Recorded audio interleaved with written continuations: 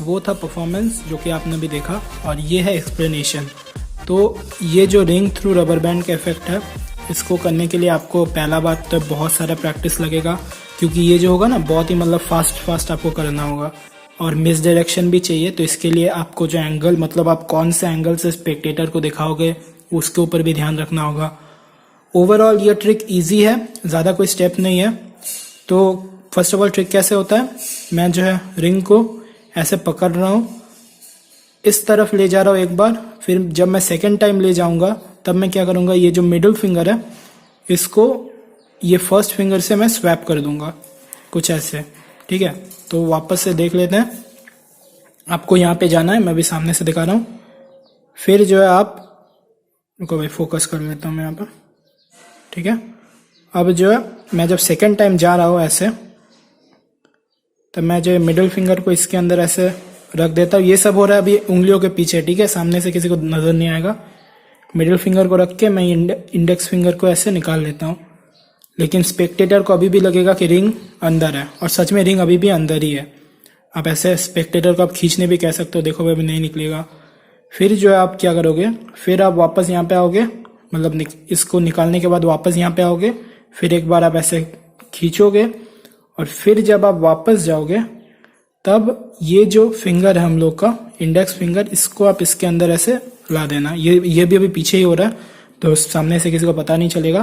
और फिर middle finger जो है इसको आप ऐसे धीरे से निकाल लेना, तभी लॉन्च हो गया ये कभी कभी हो जाता है क्योंकि मैंने अभी स्ट्रेट नहीं रखा था उंगली को, तो उंगली को आपको स्ट्रेट रखना है, और ऐसे करके अगर आप बेंड भी कर सकते हो तो भी बढ़िया है। तो ऐसे करके जाना है, ठीक है। मिडिल फिंगर को स्वैप करना है इसके साथ, वापस आना है, खींचना है, और फिर जब आप वापस जाओगे तो ये फिंगर को यहाँ पे आपको ऐसे ला देना है, मिडिल फिंगर को निकाल देना है, और फिर आपको वापस आना है। अभी यहाँ से डायरेक्ट नहीं निकालना है, आपको वापस ऐसे वापस आना है, और फिर एक बार ऐसे निकालना है, और फिर दूसरा बार में ऐसे एक्टिंग करना कि यार सच में जो रिंग है पेनेट्रेट हो रहा है रबर बैंड से। तो गाइज ये ट्रिक मेथड यही है। फर्स्ट ऑफ ऑल बहुत सारा प्रैक्टिस चाहिए, जैसा मैंने कहा था आपको, और एंगल भी सही से आप चेक कर लेना। और फास्ट मोशन में जब आप करने जाओगे तो ये हो गया फर्स्ट स्वैप जो कि मैंने भी किया, और सेकंड स्वैप के लिए कुछ ऐसा। अभी मैंने बहुत फास्ट किया था ये, जैसा आप देख सकते हो। और अगर आपका मतलब पूरा विश्वास है कि यार मैंने बहुत प्रैक्टिस कर लिया है, तब आप क्या कर सकते हो, आप डायरेक्टली हवा में रिंग को निकाल सकते हो। अभी आपको लग रहा होगा कि क्या बोल रहा हूँ यार, मैं हवा में कैसे निकाल सकते हैं।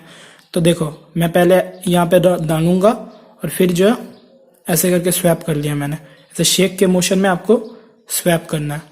तो शेक शेक शेक, और मैंने पहला स्वैप कर दिया, और फिर शेक करते वक्त ही मैं जो है रिंग को एकदम नीचे ले जा रहा हूँ, और फिर ये जो फिंगर है इसको घुसा दे रहा हूँ, ठीक है। यहाँ पे वो भी पटाखा टूटा तो मेरा कुत्ता, सॉरी अरे चुप हो जा भाई।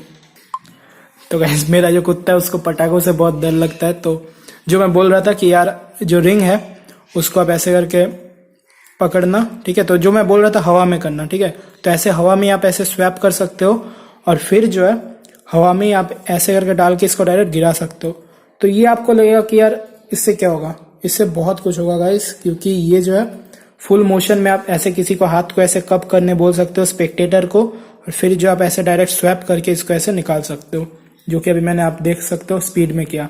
तो गाइस मेथड सेम ही है, लेकिन जो है हैंडलिंग डिफरेंट है। तो पहले आप स्टार्टिंग में कर रहे हो, अगर ज्यादा प्रैक्टिस नहीं है तो आप उंगलियों का हेल्प लेना कुछ ऐसे, ठीक है। तो ये हो गया फर्स्ट स्वैप, सेकंड स्वैप में ऐसे निकाल सकते हो। और फिर अगर आप एडवांस लेवल पे जाओ तो आप ऐसे हवा में ही ऐसे आप ट्रांसपोज जो कर सकते हो, ठीक है, जैसा कि मैंने अभी किया था। तो गाइज यही था ट्रिक। अगर पसंद आया तो लाइक करना, चैनल को मेरा सब्सक्राइब भी कर देना, उससे बहुत हेल्प होगा गाइज। और मैं आप सभी से मिलूंगा नेक्स्ट वीडियो में। अभी मेरा कुत्ता बहुत डरा हुआ है तो मैं उसको भी संभालता हूँ। आप सभी से मिलूंगा नेक्स्ट वीडियो में जैसा कि मैंने कहा था। एंड तब तक के लिए thank you and goodbye. क्या हुआ भाई?